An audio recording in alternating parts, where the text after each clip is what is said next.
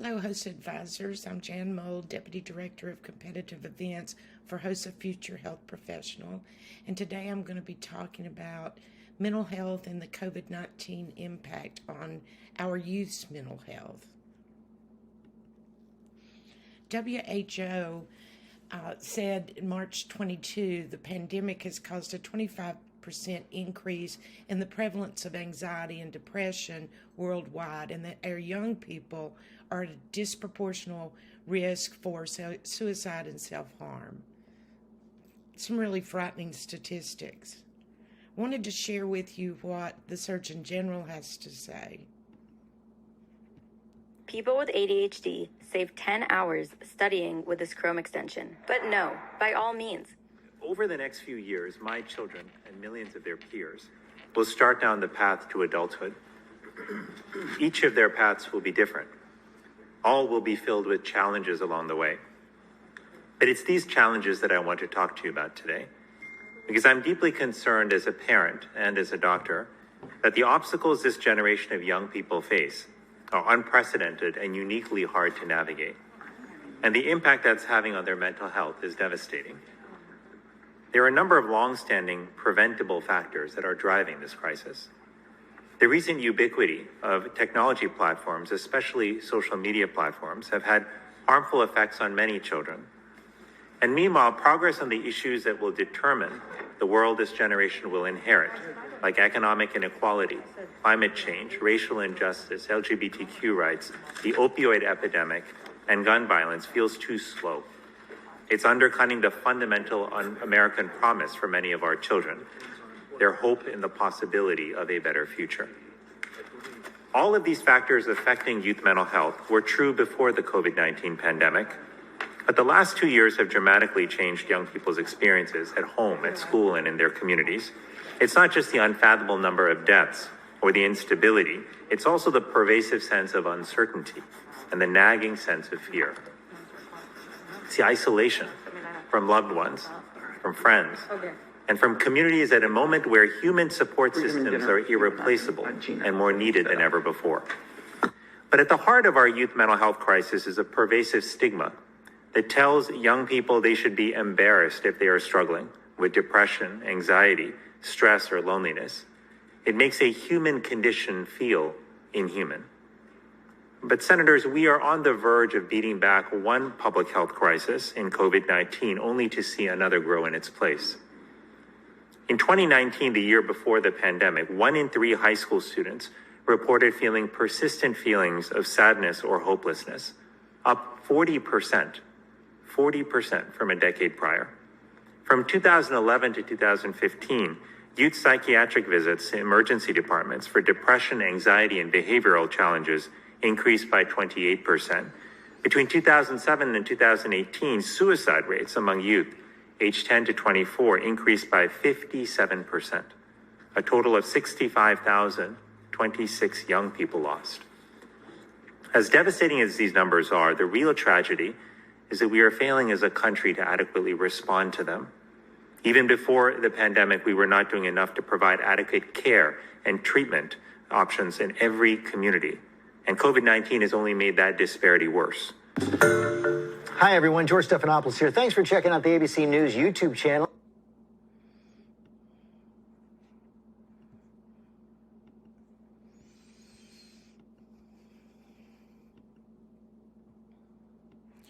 The Surgeon General has also released a youth mental health advisory, and I'll be talking about that a little bit more later on in this presentation.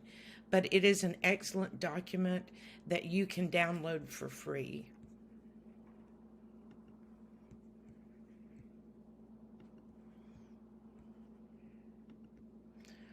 One of the reasons that this kind of came to my attention, or there are a couple of reasons, but I thought it was extremely interesting that in my hometown newspaper in little bitty town East Tennessee, providers are having trouble meeting the needs of those that need mental health treatment.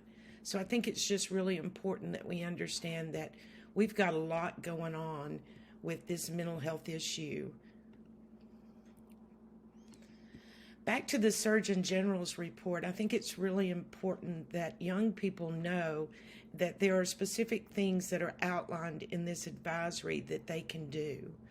And there are a list here that I pulled from that particular document. Remember that mental health challenges are real. Ask for help. Invest in healthy relationship. Find ways to serve. And I think that's a good way for HOSA to be a part of the solution. Learn and practice techniques to manage stress and other difficult emotions. Take care of your mind and body. Be intentional about your use of social media, video games, and other technologies, and to be a support for others. The Surgeon General also goes on to say what needs to happen in schools, in media. I mean, he leaves no stone unturned in talking about that. But I wanted to share a couple of resources with you. One is free from NAMI. It's called Breaking the Stigma, and there's numerous lessons. They go over a variety of the different conditions that mental health you may need treatment for, or students may be experiencing, or have family members. And that link is provided for you. You download, and it's free, and it is very well done. I went through it and just was really impressed with what they've done.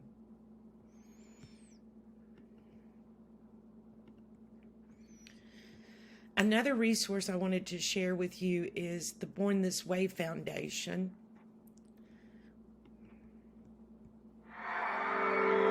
Born This Way Foundation started way back when my daughter was young.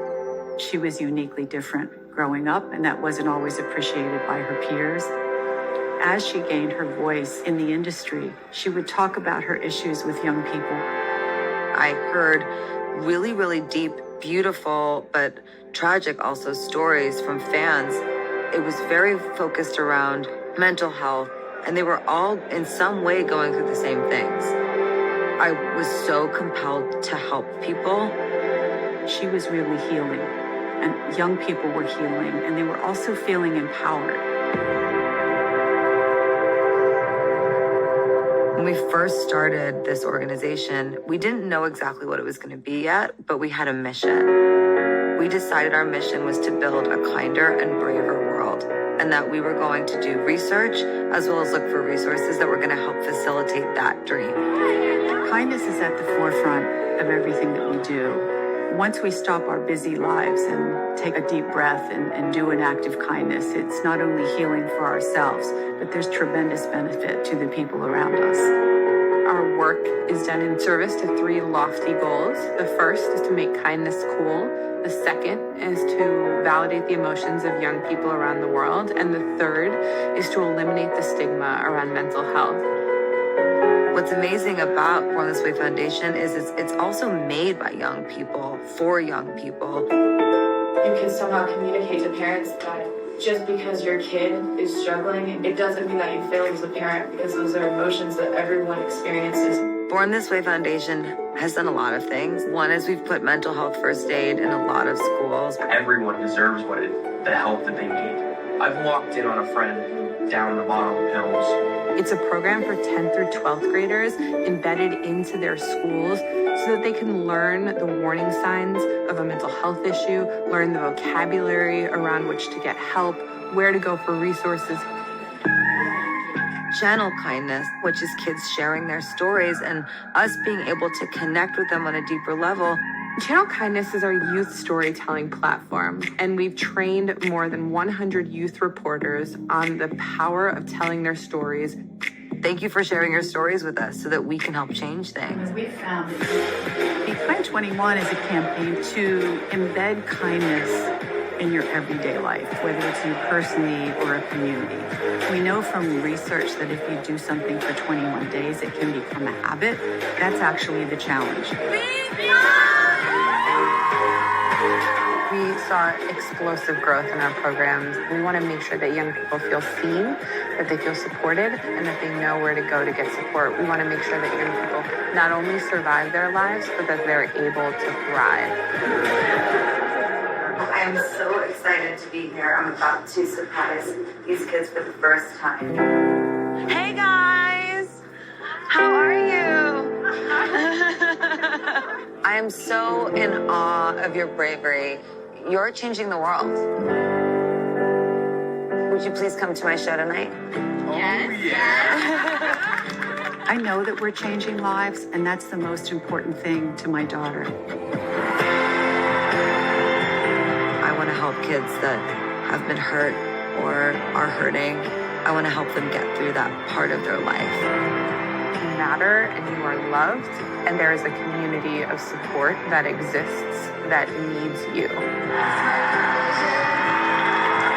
That's kindness. That's how kindness heals things. And to me, kindness heals all things.